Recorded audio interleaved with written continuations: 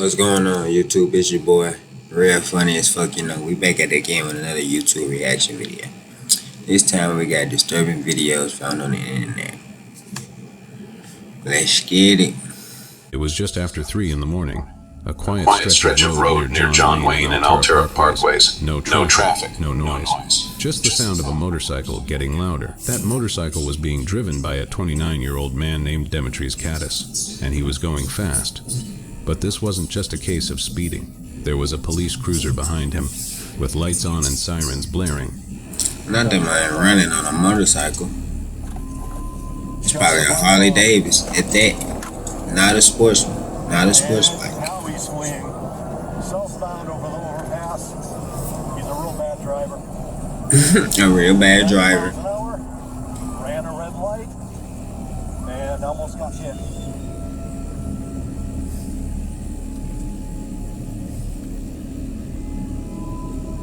He is on a sports bike.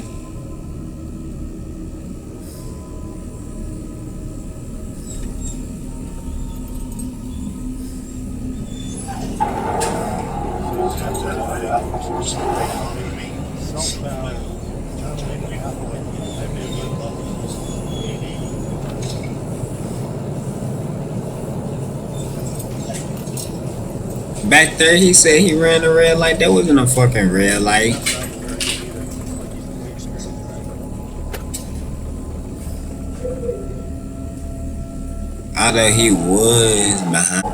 Although he was behind the line and shit.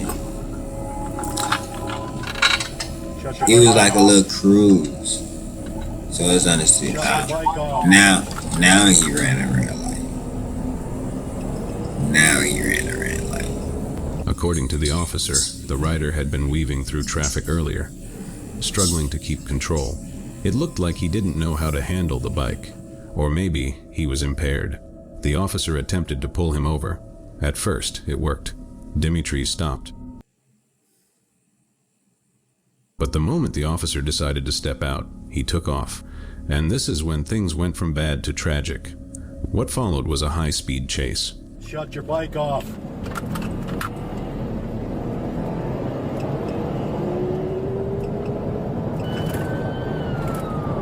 And now he's fleeing. Southbound over the overpass. Goofy. Bad driver. 90 miles an hour. Ran a red light. And He ran 2 red lights. He got hit already? And he's crashed. He crashed out at Yeah, he's definitely drunk. right before Hathaway.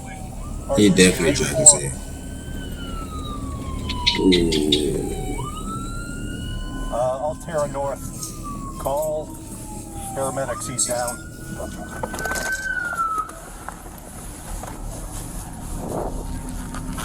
Hey, can you? Yeah, please stop there. I know he almost hit you. No, I just seen a wreck, bro. I know. You're pulling out over there.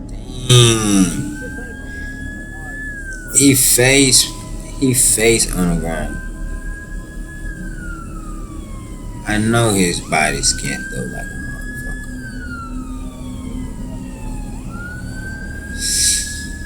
Dang, his face probably can't Caddis go pushed like the a throttle to motherfucker. nearly 90 miles per hour in a 35 zone. He blasted through intersections, nearly struck a pickup truck, and kept going.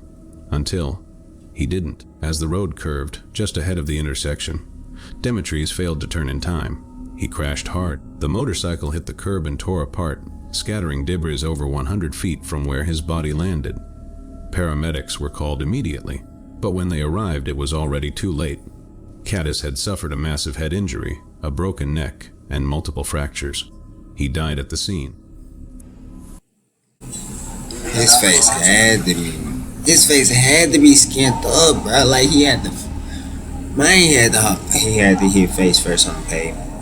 Dang! Looks like a broken neck. Broken neck too. Even just to start. Yeah, he almost, when he ran the red light, this guy was pulling out, almost hit him. He's got no ID on him. He's got no ID on him. He was driving even before I tried to stop him, he was not being able to balance on his bike. Let me see if he's still got a faint pulse. I think his neck is broken though. You heard what I said. I wouldn't even try to stop him at the.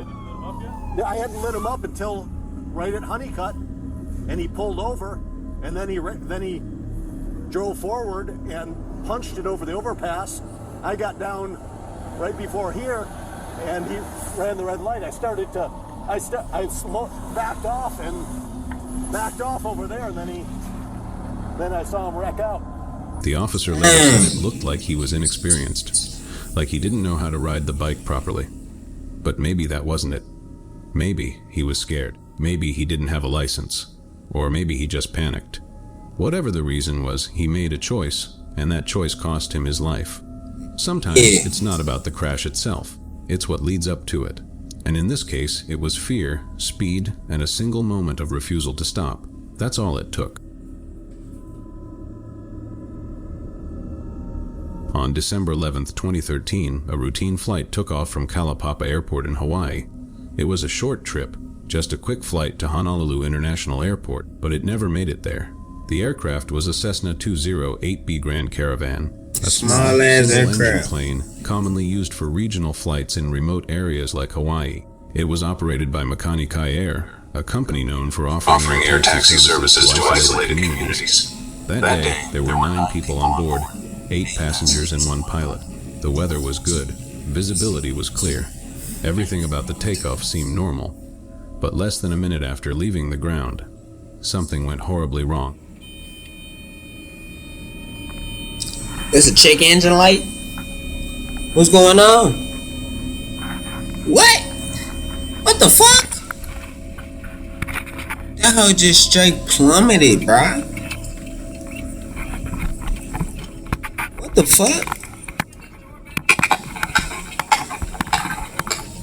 Bruh. I know they heart sunk into their ass like a roller coaster. Off the drop. Like, bro, what? The plane had just reached about 400 feet when the pilot began making a left turn for departure. And that's when it happened. A loud bang, followed by total engine failure. The aircraft started to descend fast, and inside the cabin, panic broke out. One of the passengers happened to be recording, and the footage captured the terrifying moment the engine cut out.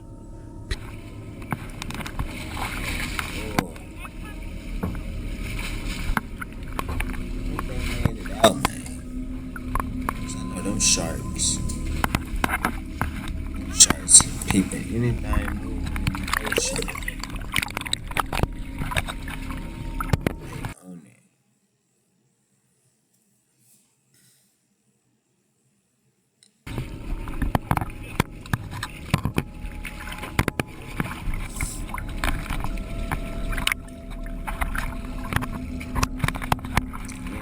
Still got the AirPod here.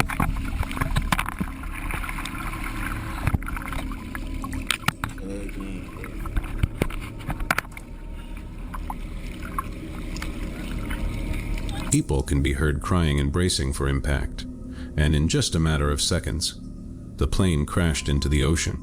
Now here's where things become even more disturbing. Among the passengers was Loretta Fuddy, Hawaii's state health director. She survived the crash itself, but didn't make it out alive. According to other survivors, Loretta had been panicking and hyperventilating in the water. She was wearing a life vest, but something wasn't right. The carbon dioxide cartridge inside the vest was faulty. One side was completely empty. Not long after, Loretta lost consciousness. An autopsy later confirmed she died from acute cardiac arrhythmia brought on by extreme fear and stress. She was the only passenger who died, but others were seriously hurt, some with broken ribs and head injuries. One of the passengers swam to the shore to call for help, and eventually, all of them were rescued. That thought smart. Hey, I'm a swim expert. I'm finna swim to the sea. I'm finna swim the shore, bro. At least one try, one thought in a split second. I need to swim. I just need to swim.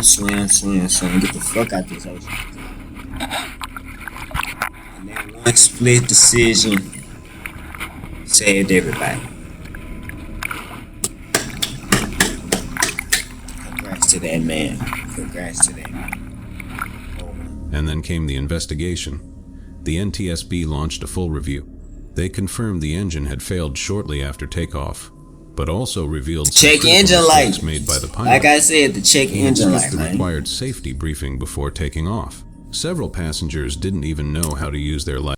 So you saying you skipped the safety procedure in order for you to start your exercise and taking off the plane ride, bro? He need to be in jail. Give his ass 25 to life. 25 to life. He really need to get 10 years of each life on there, huh? So that will equal out 90 years in prison. Give his ass 90 years in prison, yo. Cause nah, what the fuck do you mean you skipping your safety procedures, bruh? You bullshitting, cuz. Alright. Life vests.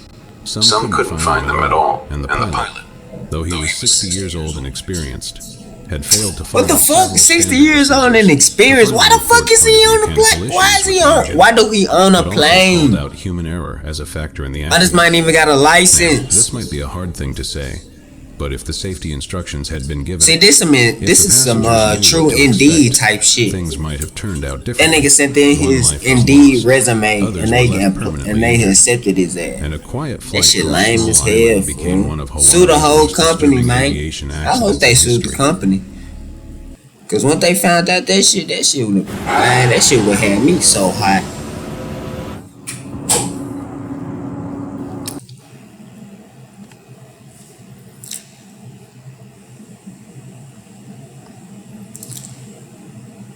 I'm damn near coming to get every one of your family members, nigga, until I find you. 2023, a disturbing What? call came into Fuck do you DCFS in Rock mean? Island, Illinois. 60 and A woman unexperienced. I claimed don't a give a child fuck. had accidentally shot themselves. It was enough to send officers to check the home of a woman named Staples. When police arrived, they asked her about the call. Staples denied everything.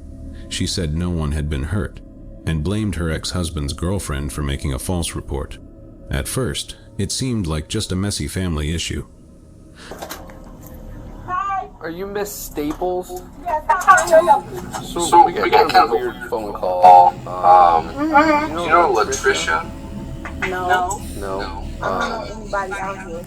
Some lady called DCFS What? and kind of made some claims that you had a child that actually shot DCFS. themselves. Absolutely not. No, it sounds crazy to me too. That's what. So they made some allegation that you had a son and he shot himself Sir, and he's in your come on basement. now. You think? Look where I live. No, I get it. Just so I can check the box off, can I look in your basement real quick and I'll get out No, of here? you need a search warrant to do that. I'm sorry, I'm not about to have No, my rights violated because someone makes Uranus allegations like this. I know. Like I said, it sounded crazy to me too. I'm just up here seeing if, we have to investigate it. But something about her story didn't sit right with the officers. They asked if they could take a quick look around, especially the basement. Staples immediately said no. She told them they would need a warrant. So they got one.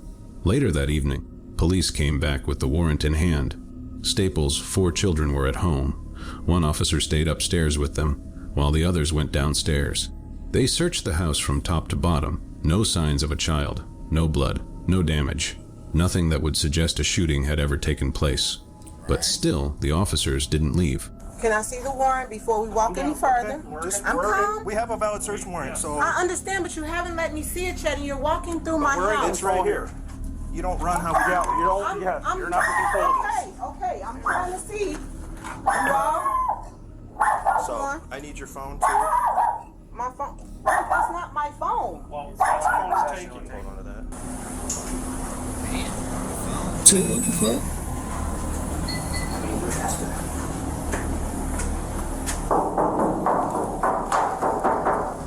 That's empty. Well, it's for an old heater. They sat Staples down and kept asking questions. They brought up the child mentioned in the call, asking who it was and why she had lied about them. Staples gave nothing. She repeated that the whole thing was made up. Meanwhile, other officers quietly kept searching the house. That's when they found it. Do you have a son named Zion? No, I don't. You've never had a son named Zion. No. Are you claiming benefits for a kid named Zion? No. I haven't gotten any benefits for anyone. Birth certificate? What is that? Birth certificate. For Zion Staples. Zion Staples. That's not What? mine. Sushi Staples. Child. It's found in your room. We need along to with get. the Social We Security need card. to get this What? figured out. Stop this. Lying. A birth certificate. The name on it was Zion Staples. When they asked Staples about the name, she Bitch, said you she had killed no your idea who son? that was. She claimed she never had a child named Zion. But the police knew at that point she was hiding something. More than an hour after arriving, they arrested her. You killed And your then, son, bro. Not long after that, they made the discovery. Inside the garage, tucked in a corner, they found a metal trash can.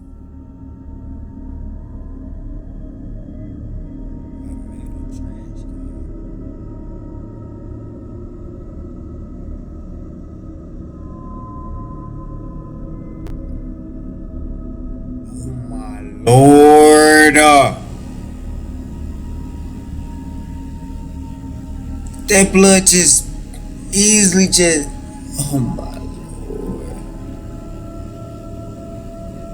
It just.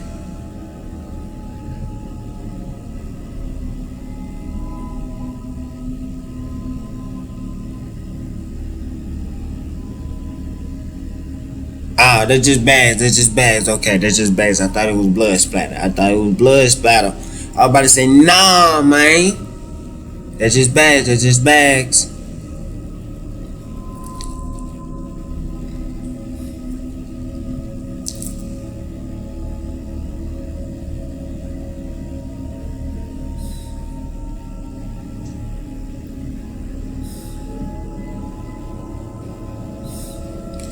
Inside it was the body of a child. The footage from that night didn't show the moment of the discovery, but court records confirm that's where the body had been hidden. The child was dead. An autopsy later revealed the cause of death: blunt force trauma. Staples was charged with concealing a homicide and failing to report a death. She eventually pleaded guilty. The case shook the local community. Many were left wondering how something so horrifying could happen inside a family home. And the darkest question of all, how long had she been hiding the truth? I'm saying though, if you in a headspace to where you feel like you're not capable of taking care of a child, you should have been aborted the decision. The moment you laid down and did your duty, did your dirt. Cause don't wait far down the line and you had a baby. And I know y'all go through a phase of, I think it's postpartum depression and shit. But even within that, y'all get super emotional and shit. And y'all may be a single, in that case, y'all may be a single mother. But you gotta have the strong headspace of not to harm your child though. And if that's not even possible, call a loved one or somebody that's close to you that you know you trust to get the child for a couple days or so. Cause ain't no way you should be up there incapable of killing your own child.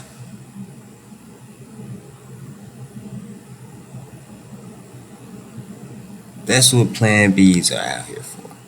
That's what abortions are out here for. Get rid of it before it even becomes a life. Before you even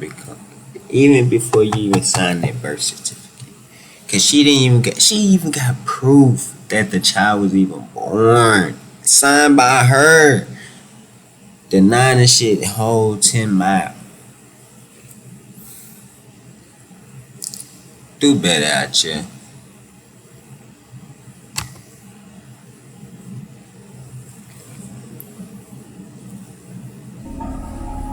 On a quiet day in Kent, England, an extreme sports enthusiast came dangerously close to losing his life. He had gone to St. Margaret's at Cliff, a steep, towering cliff that overlooks the sea, and he was there to base jump. Now, for those who aren't familiar, base jumping is a type of extreme sport where a person jumps from a fixed object. See, that shit look live, but it's not worth the risk at all. To slow their fall. It's not worth the fucking risk one of the at most all. dangerous sports in the world. Because what if a bird and this time just things went very wrong. poke the fuck out of your wing? Now you got a deflated suit. Glide through the glide to realize just how far the drop actually was. Glide through the mountains to your death. Like, make it make sense, bruh. Like, what the fuck? I know thrill seeking is such an amazing experience, but it gets to a certain point. One more look. I leave it at roller coasters and shit. That's why I leave my thrill seeking at.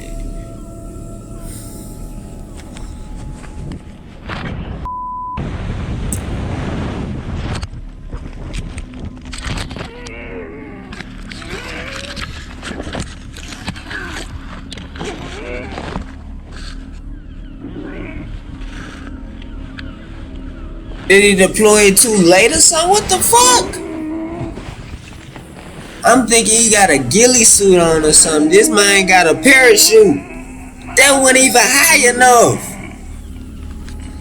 At first, it looked like a normal stunt, but just seconds after leaping, you can hear it in his voice. Panic. He hadn't expected the cliff to be that high, and as he fell, he started screaming in pain. The drop was longer than he thought, and the parachute didn't open until the very last moment. By the time he landed, the damage had already been done. The impact was so hard that he broke his pelvis and 4 thoracic vertebrae. It was a miracle he survived.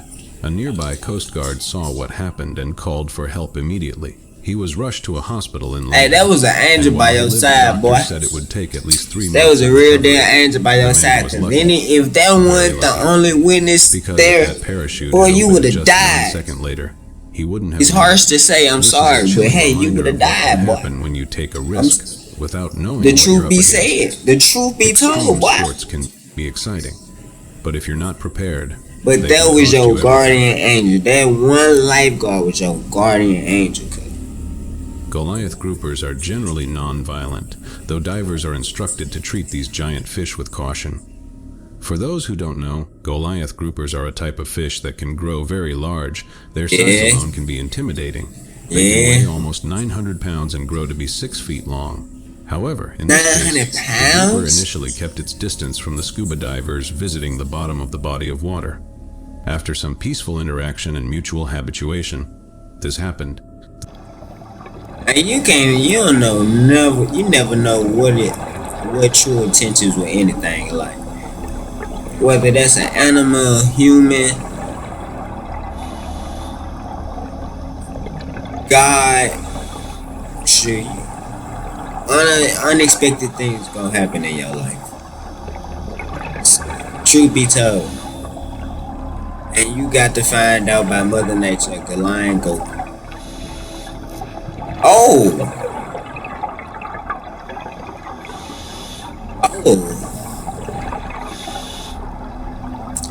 The Goliath suddenly went on the attack and bit the head of one of the scuba divers.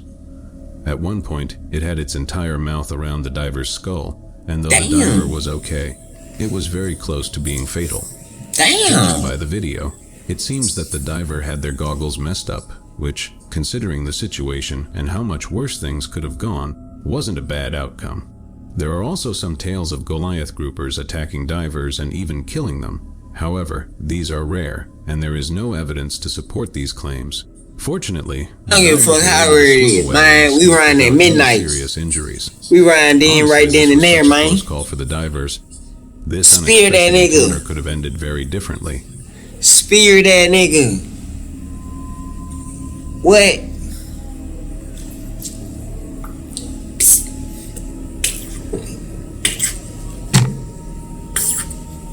Four times, cuz. That way I gotta get D'd in 4 ways. Man, bro.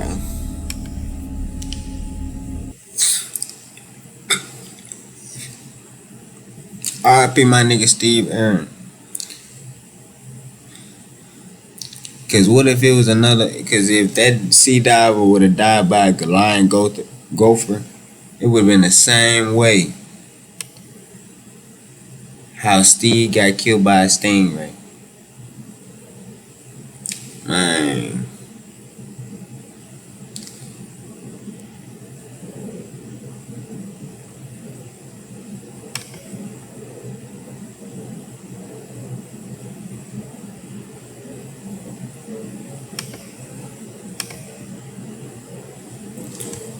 If you enjoyed the video, drop a like, comment, subscribe for more. It's been your boy Real. Peace.